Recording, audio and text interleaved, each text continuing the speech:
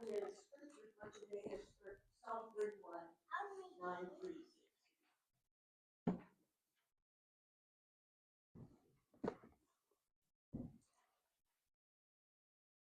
Have mercy upon me, O Lord, for I am in trouble. Mine eye is consumed with grief, yea, my soul and my belly. For my life is spent with grief, and my years with sighing. My strength faileth because of mine iniquity, and my bones are consumed. I was approached among all my enemies, but especially among my neighbors, and a fear to mine acquaintance. They that did see me without fled from me. I am forgotten as a dead man out of mind. I'm like a broken vessel. For I have heard the slander of many. Fear was on every side. While they took counsel together against me, they devised to take away my life. But I trusted in thee, O Lord. I said, Thou art my God. My times are in thy hand. Deliver me from the hand of mine enemies and from them that persecute me. Make thy face to shine upon thy servant. Save me for thy mercy's sake. The reading this week might seem a little bit odd given that it is Palm Sunday, and the usual thing for the church to do is to celebrate Jesus' triumphal entry into Jerusalem. But if you consider the reasons why he was entering Jerusalem in the first place, Psalm 31 seems to be an appropriate text today. Like David in the psalm, Jesus was also the object of slander and plots to take his life. And like David, Jesus, his acquaintances also feared to be associated with him during his darkest moments. All of the praises and the celebration commemorating his entry into Jerusalem would soon change to demands for his crucifixion. Both David and Jesus provide us a model of how to trust and how to surrender to God despite debilitating levels of internal pain and conflict. Jesus, you might remember in the Garden of Gethsemane, cried out, My soul is exceedingly sorrowful, even unto death. If it is possible, let this cup pass from me. Nevertheless, not my will, but thine be done. In Psalm 39, David also describes this debilitating level of internal pain, this emotional pain, this exhaustion, this sense of feeling absolutely worn out. And then he surrenders and trusts God. He trusts in the mercy of God. The psalm appears to be one of confident trust and prayer for mercy and deliverance from trouble. And if you've read the entire psalm, verse number 5 will sound really familiar at Lent. Into thine hands I commit my spirit. Thou hast redeemed me, O Lord God of truth. In Luke 23:46, Jesus uttered those same words of trust and surrender just prior to taking his last breath. That would be an appropriate thing for anybody to do before they take their last breath, is to surrender to God and to trust in the mercy of God. It is an appropriate statement of trust and surrender and a belief in the sovereignty of God that no matter what may happen, he places himself in God's care and mercy. But the tone of the psalm shifts in verse number 9 to one from assurance and trust to one of lament. The psalm oscillates between assurance and anguish. And there is this tension between the assurance of God's love and the experience of anguish and pain and suffering that is difficult for anyone to navigate. David is experiencing trouble on every side. He has grief. He has enemies. He feels like he's been forgotten like a dead man out of mind. He's the object of slander and plots to take his life, just like Jesus. But he does one thing. I trusted in thee, O Lord. I said, Thou art my God, my times are in thy hand. Deliver me from the hand of mine enemies and from them that persecute me. Make thy face to shine upon thy servant. Save me for thy mercy's sake. As we look a little bit closer at these verses that I read just a few moments ago, verses 9 through 13, he starts off with this prayer, Have mercy upon me, O God, for I am in trouble. That's a really good starting point, isn't it, for any prayer? Acknowledge the cross of your own reality. Acknowledge what is going on in your life. The Hebrew word for trouble there describes this sense of feeling constricted, confined, enveloped in turmoil, and it refers to this sensation of anxious uneasiness. We've all experienced familiar feelings like that. He describes himself as his eye is consumed with grief. Whatever the experience may be that he's suffering, he cannot see clear path through his pain and his anguish. And so in verse number 10, he believes that his suffering is brought about because of mine iniquity. Now, there is some variation in English translations. The King James Bible, the New American Standard, they use the word iniquity there because it appears in the Masoretic text. But other translations, like the NRSV, which I've used a lot here, it uses the word misery there instead of iniquity.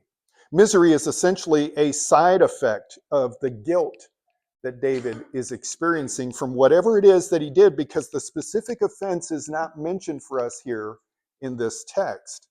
He's consumed with grief, but it's not a grief from a loss that has actually occurred yet. It is anticipatory grief. He's grieving in advance. He has the sensation of pending doom, and he has this tension going on inside of him, and he's grieving in advance. He's consumed with grief. People are plotting against his life. There are consequences for him to face, and this is one reason why he relies upon the mercy of God. No matter what he may have done in life or the consequences he may face, he surrenders to God, and with the courage of conviction, grounded in hope, he believes that he can trust in God's transforming love and mercy.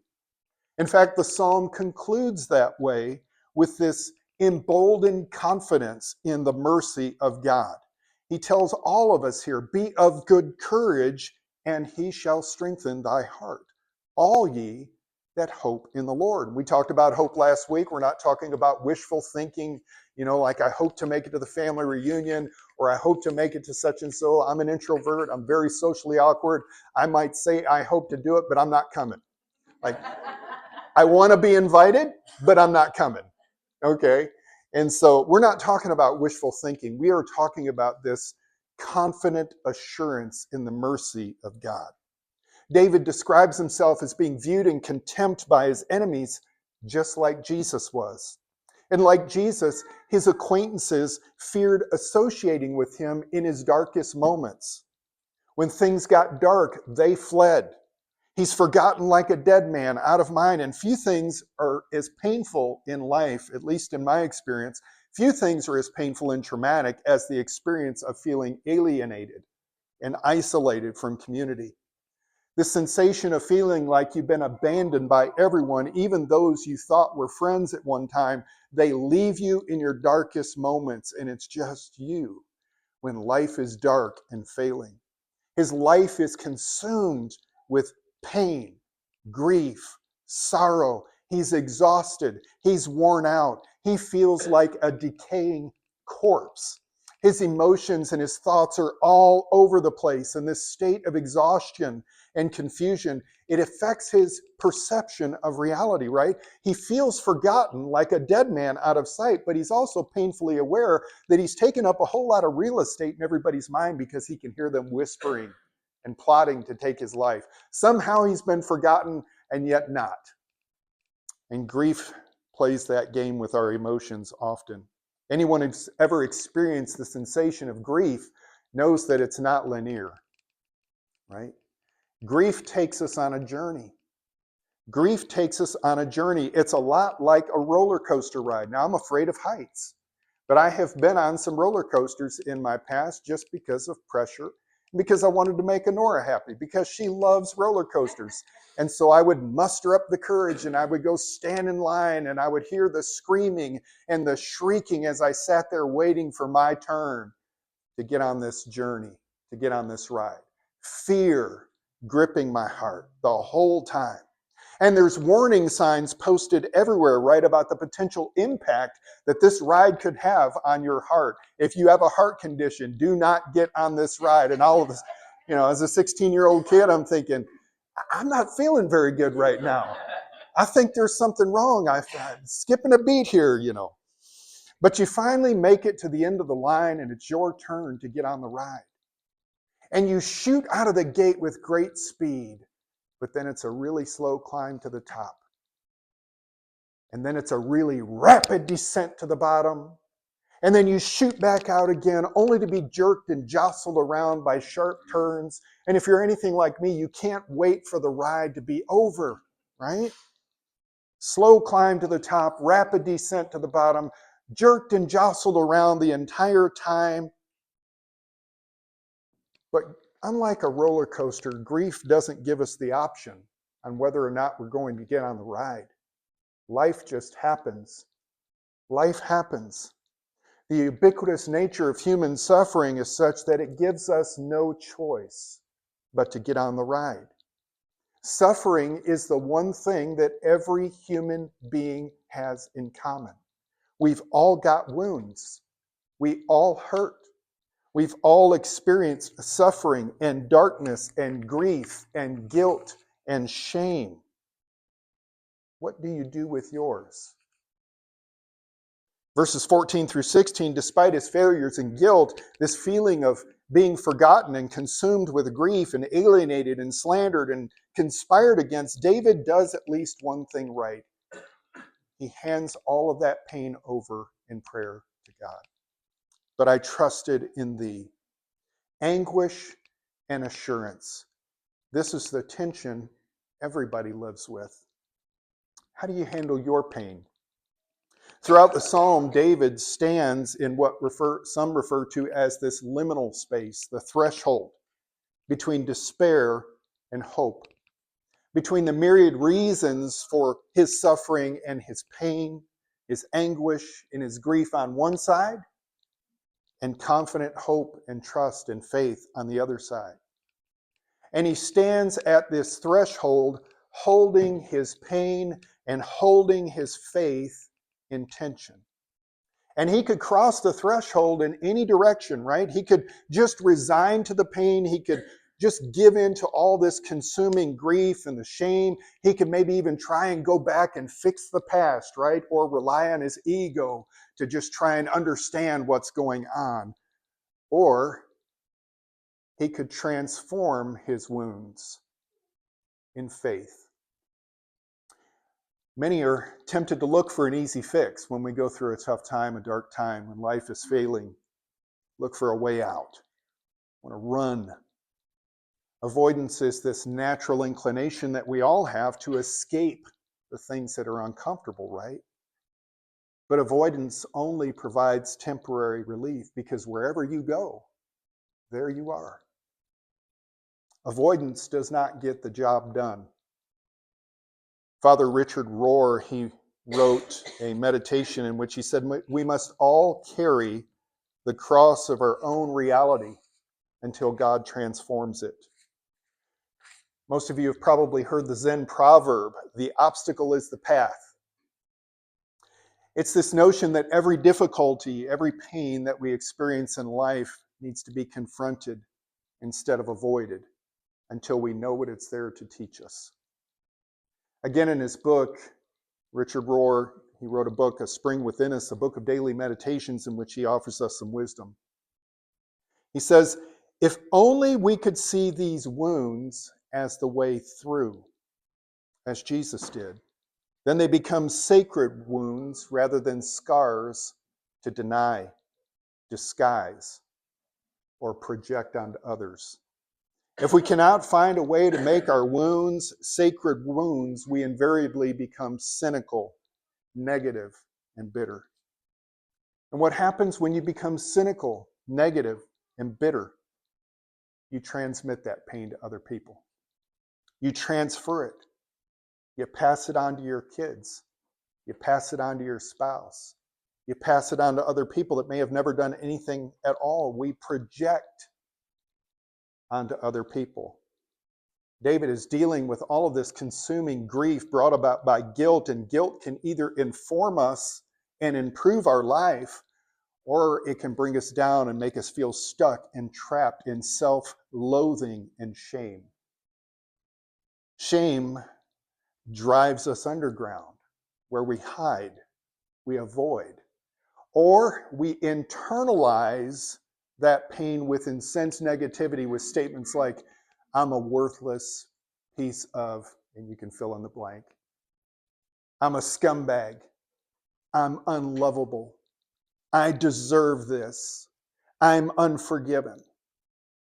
That's what shame does. Guilt, however, is a little bit different. Guilt is oftentimes expressed in anger and bitterness that's projected onto other people. Other people who may have never harmed us, they pay the price of that unresolved, untransformed pain. Anger is your default emotion. And every relationship we have suffers if it's not transformed. Because as the old saying goes, hurting people hurt people. Every person I've ever met in my life is dealing with something in their history that hurts. Whether it's the fruit of bad decisions, and Lord knows I've got a train full of bad decisions behind me. Maybe it's been verbal abuse, emotional abuse, physical abuse, sexual abuse, even spiritual abuse. All of those wounds have both short and long-term effects on us that range from fear and shame, guilt, inflammation in your body, tension, isolation, difficulty forming and sustaining relationships. It impacts your mental health. And then you have real difficulty learning to ever trust another person again. The poet Mary Oliver, in her poem, The Use of Sorrow, she is quoted as saying, "Someone I once loved gave me a box full of darkness. It took me years to understand that this too was a gift."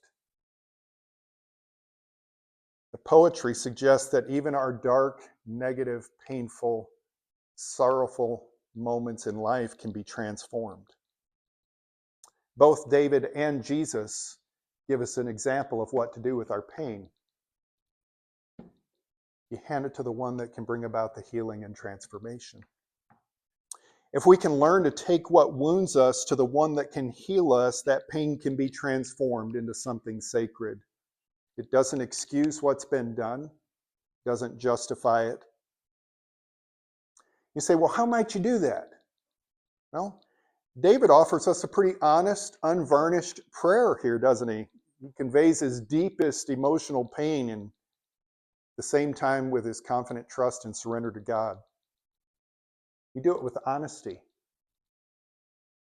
What's their name? Who did this? Name it. Name them. Acknowledge what's happened and note that it's not acceptable. It hurts. It keeps you up at night. And you're worn out. Now, you can either hold on to that pain and let it create more for yourself and everybody else, or you can offer it to God and let it be transformed instead of transmitted.